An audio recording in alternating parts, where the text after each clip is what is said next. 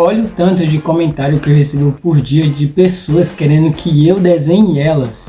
Isso foi por causa que eu comecei a fazer um projeto, você me segue e eu te desenho. E aí eu comecei a desenhar os seguidores, mas isso foi um erro, porque muita gente, olha tanto de gente. Aí eu pensei, poxa, por que não fazer os seguidores em tempo real, mostrando passo a passo para vocês? Fala pessoal, meu nome é Micael, sou desenhista, trabalho com desenhos há mais de 8 meses e ajuda você a ter um retrato seu.